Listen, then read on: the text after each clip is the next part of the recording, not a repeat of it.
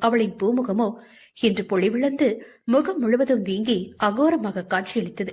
மூக்கு, கண், கன்னம் என முகமே இரத்த சிவப்பாக மாறி பார்க்கவே பரிதாபமாக, தனிமையில் ஏதோ சொல்ல முடியா வேதனையில் தவித்து போய் இருந்தவளை பார்க்க கண்ணிலும் கண்ணீர் வரும். அதில் வர்மன் எம்மாத்திரம். அவன் கண்களும் கலங்க அதை துரைத்துக் கொண்டவன், பிழிமா, என்னாச்சுடி, ஏன் இப்படி இருக்க? மிகவும் பரிவாக அவள் முகத்தை ஆராய்ந்த வண்ணம் தவிப்பாக கேட்டான். கண்களை திறந்து கொண்டு கருமணி அசையாமல் வர்மன் முகத்தை பார்த்து கொண்டுதான் இருந்தாள் பணி. ஆனால் பதில் சொல்லவில்லை. அவளின் இப்படிப்பட்ட செயல்கள் வர்மனை பீதியடைய செய்ய, விழி, அவளை வேகமாக உலுக்கினான். நான் இன்னும் சாகல, உயிரோட தான் இருக்கேன், எனக்கு ஒண்ணும் இல்ல, நீ போ என எந்த ஒரு உணர்ச்சியும் இன்றி வெறும் உதடு மட்டும் அசையும்படி பேசியவள் மீண்டும் அவள் முட்டிக்காலில் முகத்தை புதைத்துக் கொண்டாள்.